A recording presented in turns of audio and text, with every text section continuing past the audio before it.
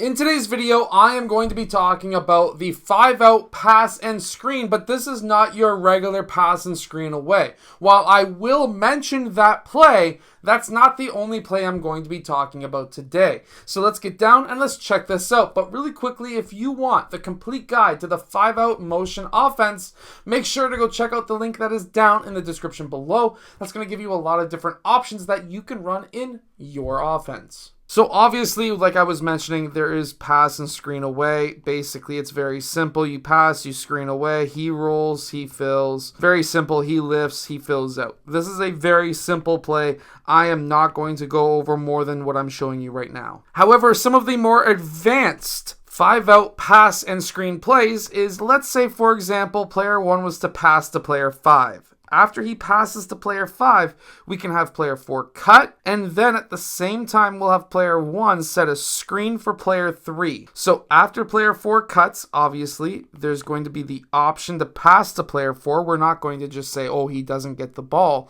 That's always going to be an option. However, now player 1 is going to screen away for player 3, and player 3 is going to be using that screen. After he uses that screen, player 4 is going to fill out. Player 3 is going to fill that point spot.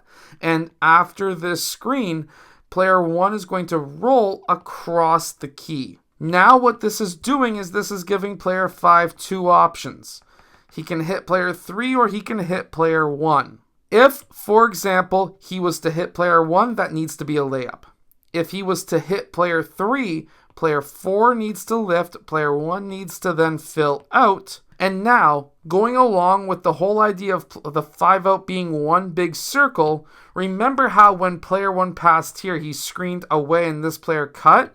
Well, we're going to be doing the exact same. However, now because player 5 passed left, well, now the player he screens is player 1. So you're probably wondering, how is this going to work? Well, we're going to have player 2. He is going to do a cut across the free throw line. This is going to be an Iverson cut. Player 3 is going to dribble out towards this left side. And at the same time, player 4 is going to fill the point. Meanwhile, player 5 is screening away for player 1. Now, this is going to be the difficult part, because now player 1 may be an option. If he is not an option, he is going to be then filling out to the corner, and player 3 can then pass to either 4 or 1. If he passes to 4, it's the exact same thing again. Iverson cut, screen away.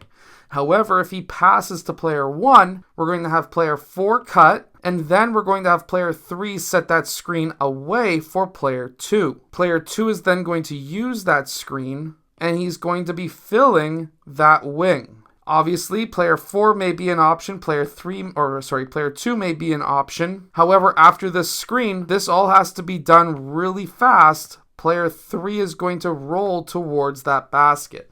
Now this gives player 1 the secondary option. If that's not open, these guys are going to lift. Player 1 fills out. Now, player 1, he's got a lot of different options. He can pass to player 2, and if that happens, player 3 needs to do a quick high cut, and he's going to be going to that high post, and player 1 is going to be setting this back screen for player 4. Player 3 isn't open, he's filling that spot, and player 4 is cutting across after this back screen on player 4's man. Player 4 is going to then clear out if he's not hit by the pass, and player 1 is then going to roll, and player 4 lifts, and player 1 then pops out.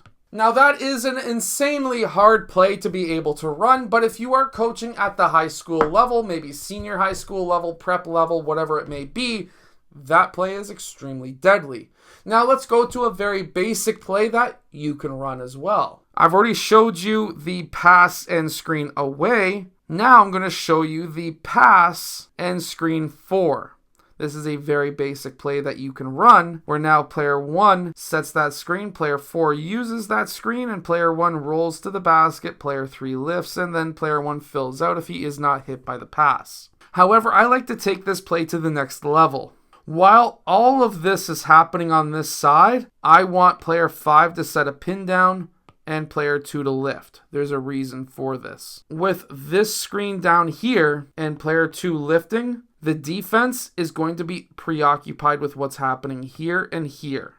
Because of that, there's not going to be any help defense cutting off of this drive after that screen that he set on player 4. So that potentially can leave player 1 even more wide open for you to be able to hit him with a pass. I hope that these 3 pass and screen basketball plays in the 5-out offense helped your team win more games. Make sure to go check out the 5-out complete guide that is down in the description below, and I'll see you guys again in my next video.